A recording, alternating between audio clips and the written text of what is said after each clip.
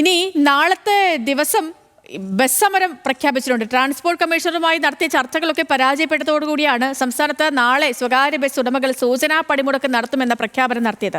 Bus ഉടമകളുടെ സംഘടനകളുടെ കൂട്ടായ്മ ബസ് ഉടമ സംയുക്ത സമര സമിതിയാണ് ഈ പണിമുടക്കിന് ആഹ്വാനം ചെയ്തിരിക്കുന്നത്. നമുക്കറിയാം, പലയിടങ്ങളിലുമൊക്കെ KSRTC സർവീസ് ഉണ്ടെങ്കിൽ പോലും KSRTC സർവീസിനേക്കാൾ കൂടുതൽ ആളുകൾ ആശ്രയിക്കുന്നത് പ്രൈവറ്റ് ബസ്സുകളെയാണ് പല ജില്ലകളിലും. അപ്പോൾ എങ്ങനെയാണ് ഈ ഒരു സമരത്തെ ഇനി നാളെ ആളുകളെ വലയ്ക്കുമെന്ന കാര്യത്തിന് സംശയമൊന്നുമില്ല. അപ്പോൾ നമുക്ക് കോഴിക്കോട്ടേക്ക് പോകാം. അനൽക സേതുണ്ട് വിവരങ്ങളുമായിട്ട്. അനൽക, പ്രൈവറ്റ് ബസ് സമരം പ്രഖ്യാപിച്ചു കഴിഞ്ഞിരിക്കുന്നു.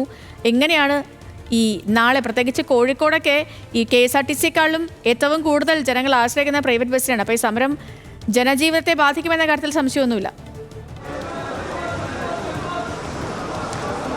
അതേ സേതുലക്ഷ്മി സൂചിപ്പിച്ച പോലെ തന്നെ ഈ സ്വകാര്യ ബസ് പണിമുടക്കുന്നത് ഈ ജനങ്ങളെ സംബന്ധിച്ച് ഏറെ ബുദ്ധിമുട്ടിലാക്കുന്ന ഒരു സംവിധാനമാണ്. ഞാൻ ഇപ്പോൾ നിൽക്കുന്നത് കോഴിക്കോട് പുതിയ സ്റ്റാൻഡിലാണ്. ഈ പുതിയ സ്റ്റാൻഡ് എന്ന് പറയുന്നത് കോഴിക്കോടിൻ്റെ വിവിധ ഭാഗങ്ങളിലേക്ക്, പ്രത്യേകിച്ച് കണ്ണൂർ, അതോടൊപ്പം തന്നെ മലപ്പുറം, കോഴിക്കോടിൻ്റെ മറ്റ് പ്രദേശങ്ങൾ, ബാലുശ്ശേരി, കുറ്റ്യാടി ഉൾപ്പെടെയുള്ള സ്ഥലങ്ങളിലേക്ക് ഏറ്റവും കൂടുതൽ ജനങ്ങൾ ആശ്രയിക്കുന്നത് സ്വകാര്യ ബസ്സുകളെയാണ്. ഇവിടെയാണ് നാളെ ഇത്തരത്തിലൊരു പണിമുടക്ക് ഉണ്ടായിക്കഴിഞ്ഞാൽ തന്നെ ഇവിടെയുള്ള ജനങ്ങളൊക്കെ വലിയ രീതിയിൽ ബുദ്ധിമുട്ടുന്ന കാര്യത്തിൽ യാതൊരു സംശയം വേണ്ട. കഴിഞ്ഞ തവണയൊക്കെ പണിമുടക്കുണ്ടായ സമയത്ത് KSRTC ബസ്സുകൾ ഉപയോഗിച്ചാണ് അന്ന് സർവീസ് നടത്തിയത്. പോലീസ് സുരക്ഷയോട് കൂടിയിട്ടാണ് അത്തരത്തിലൊരു സർവീസ് നടത്തുന്ന ഒരു സാഹചര്യം ഉണ്ടായിട്ടുള്ളത്. ഇതുമായി ബന്ധപ്പെട്ട് നമുക്ക് മനസ്സിലാക്കാൻ കഴിയുന്നത് കഴിഞ്ഞ തവണയൊക്കെ ഇത്തരത്തിൽ പണിമുടക്കുകളും ഹർത്താലുകളൊക്കെ ഉണ്ടായ സമയത്ത് വലിയ രീതിയിൽ സംഘർഷമൊക്കെ ഉണ്ടായിരുന്നു. അന്ന് പോലീസ് സുരക്ഷയോട് കൂടിയിട്ടായിരുന്നു അത്തരത്തിലൊരു സർവീസ് അല്ലെങ്കിൽ സർവീസ് നടത്തുന്ന ഒരു സാഹചര്യം ഉണ്ടായിട്ടുള്ളത്. നമുക്കറിയാം, ഇപ്പോൾ നമ്മളെ കൂടെ കോഴിക്കോട് പുതിയ സ്റ്റാൻഡിൽ നിന്നും ഒരു ബസ് ജീവനക്കാരൻ നമ്മളൊപ്പം ചേരുന്നുണ്ട്. നാളെ എങ്ങനെയാണ് സമരക്കല്ല, എന്താണ്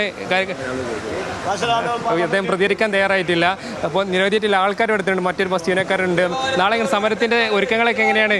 സമരത്തിനെ പറ്റി ഇപ്പം എന്തായാലും പറയാൻ കഴിയില്ല. ഉന്നയിക്കുന്ന ആവശ്യങ്ങൾ എന്തൊക്കെയാണ്?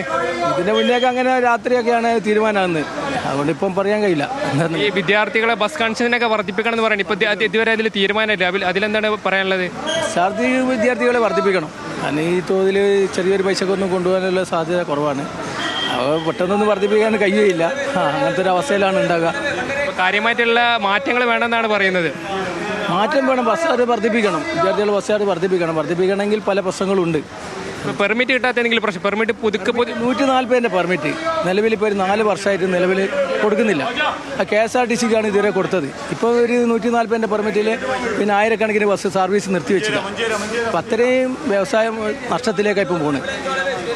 അത് തന്നെയാണ് സേതുലക്ഷ്മി. അതായത് 140 കിലോമീറ്ററിലധികം ദൂരം കിലോമീറ്റർ ദൂരുന്ന ബസ്സുകൾക്ക് പെർമിറ്റ് അത് പുതുക്കി കൊടുത്തിട്ടില്ല. അത് KSRTC ബസ്സുകൾക്കാണ് അത്തരത്തിൽ പെർമിറ്റ് കൊടുത്തത്. അതോടൊപ്പം തന്നെ വിദ്യാർത്ഥികളുടെ കൺസെഷനുമായിട്ട് ബന്ധപ്പെട്ടൊക്കെ തന്നെ വലിയ രീതിയിലുള്ള ഒരു പ്രതിഷേധം ബസ് ഉടമകളുടെ ഭാഗത്തു നിന്നുണ്ട്. വിദ്യാർത്ഥികൾ കൺസെഷൻ വർദ്ധിപ്പിക്കണമെന്നാണ് ഈ ബസ് ജീവനക്കാരും ഉടമകളൊക്കെ തന്നെ പറയുന്നത്. പക്ഷേ സ്വാഭാവികമായിട്ട് വിദ്യാർത്ഥി സംഘടനകളൊക്കെ തന്നെ ഈ കൺസെഷൻ വർദ്ധിപ്പിക്കുന്ന കാര്യത്തിലൊക്കെ തന്നെ എതിർപ്പുണ്ട്. അത് അത്തരത്തിൽ വർദ്ധിപ്പിച്ചു കഴിഞ്ഞാൽ വിദ്യാർത്ഥി സംഘടനകളുടെ ഭാഗത്ത് നിന്ന് വലിയ രീതിയിൽ പ്രതിഷേധം നേരിടേണ്ടി വരും. ഇതുമായി ബന്ധപ്പെട്ട് നാളെ കോഴിക്കോട് ബസ് സ്റ്റാൻഡിൽ സ്വാഭാവികമായി നമുക്ക് മനസ്സിലാക്കാൻ കഴിയുന്നത് കോഴിക്കോട് ജില്ലയുടെ കുറ്റ്യാടി, അതോടൊപ്പം തന്നെ കണ്ണൂർ, ബാലുശ്ശേരി, അതോടൊപ്പം തന്നെ മലപ്പുറം ജില്ലയുടെ മറ്റു വിവിധ ഭാഗങ്ങളിലൊക്കെ ഇവിടെ നിന്നാണ് ബസ് ഉള്ളത്. പ്രധാനപ്പെട്ട ജനങ്ങൾ വലിയ രീതിയിൽ ആശ്രയിക്കുന്ന ഒരു സ്റ്റാൻഡ് കൂടിയാണ് പുതിയ സ്റ്റാൻഡ് എന്ന് പറയുന്നത്. അത്തരത്തിൽ ബസ് പണിമുടക്ക് ഉണ്ടായിക്കഴിഞ്ഞാൽ അത് സ്വാഭാവികമായിട്ടും ജനങ്ങളെ ബുദ്ധിമുട്ടിക്കുന്ന തന്നെയാണ് നമുക്ക് ഇതിലൂടെ മനസ്സിലാക്കാൻ സാധിക്കുന്നത്. സേതുലക്ഷ്മി, ശരി അനിൽക്ക. അപ്പോൾ കോഴിക്കോട്ടെ ബസ് സ്റ്റാൻഡിൽ നിന്നുള്ള കാഴ്ചകളാണ് അനൽക്ക പ്രേക്ഷകരിലേക്ക് എത്തിച്ചത്.